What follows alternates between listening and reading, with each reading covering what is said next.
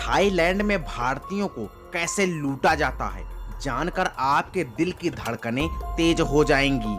अगर आप भी थाईलैंड घूमने जाने की प्लानिंग कर रहे हैं तो आपको इन सभी चीजों से सचेत रहना होगा, वरना आप ठगी के शिकार हो सकते हैं। आपका पूरा जेब खाली हो सकता है, खासकर जब आप मर्द हों, लड़के हों। जरा सी चूक आपको भिखारी बना सकती है।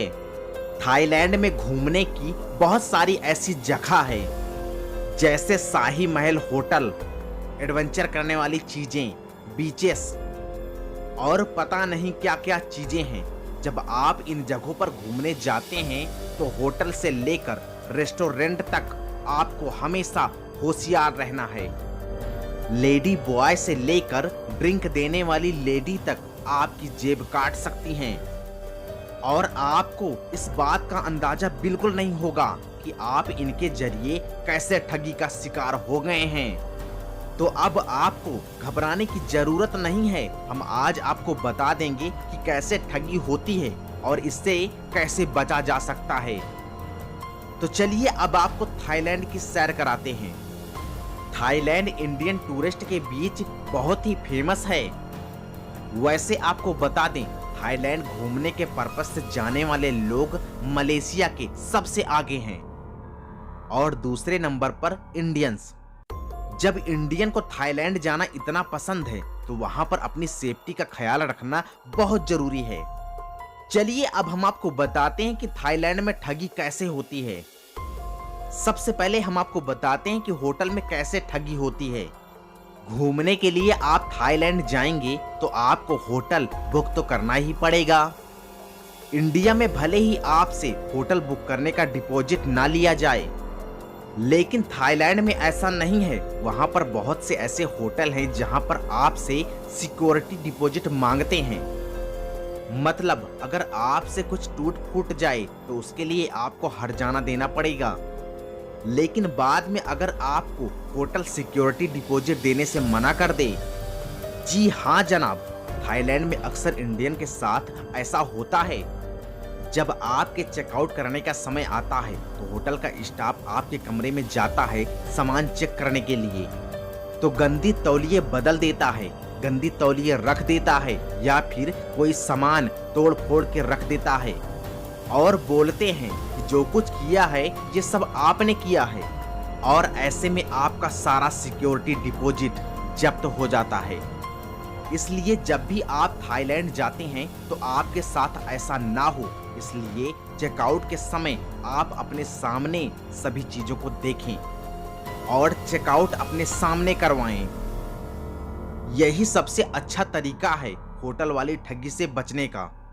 अगर आपको लगता है कि चेन स्नैचिंग सिर्फ इंडिया में होता है, तो नहीं जनाब, ये थाईलैंड में भी होता है। आपकी जानकारी के लिए आपको बता दें कि थाईलैंड के पटाया में इंडियन के साथ बहुत ऐसा हो चुका है। यहाँ तक कि ये खबर वहाँ के अखबारों में भी आ चुकी है।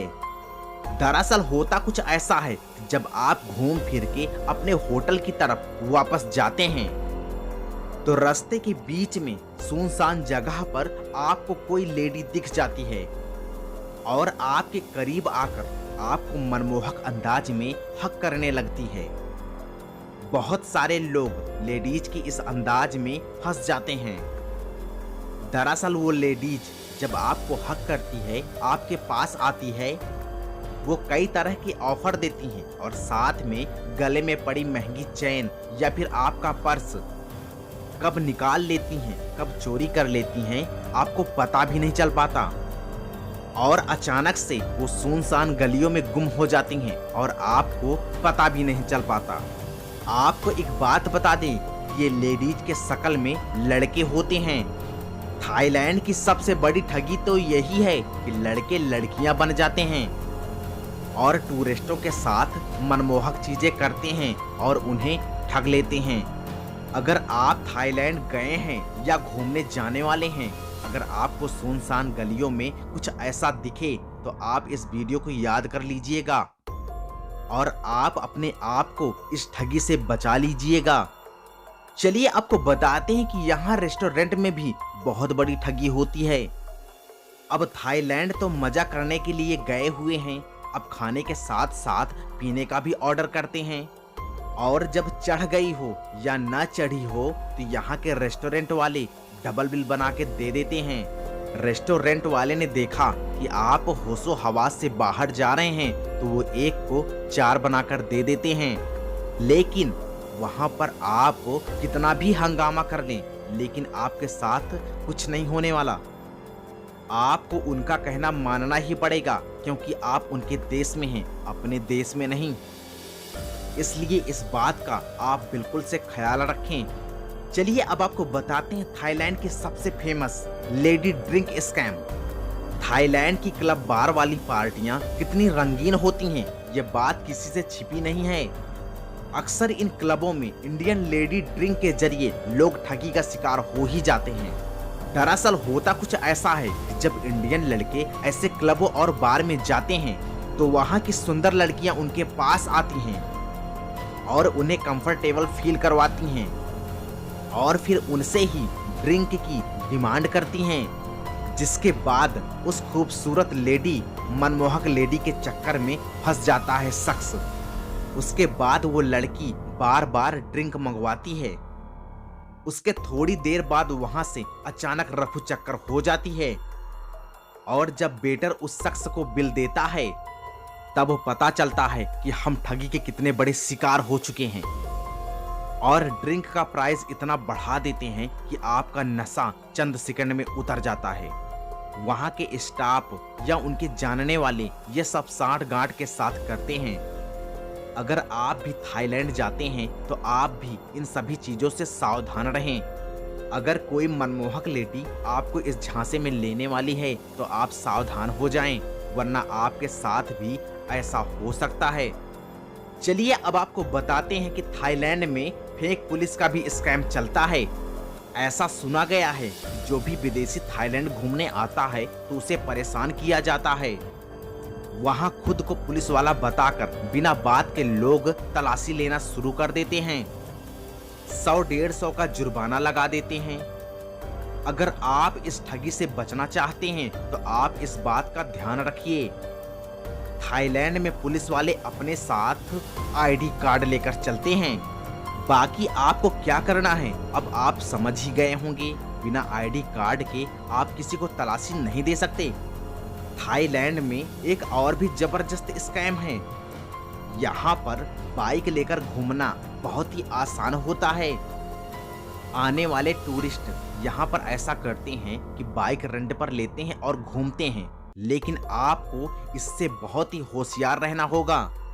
यहाँ पर बहुत सारी कंपनियां जो रेंट पर बाइक देती हैं वो आपसे आपका पासपोर्ट ही मांग लेती हैं और जिन नए लोगों को इसकी जानकारी नहीं होती वो इनके झांसे में फंस जाते हैं।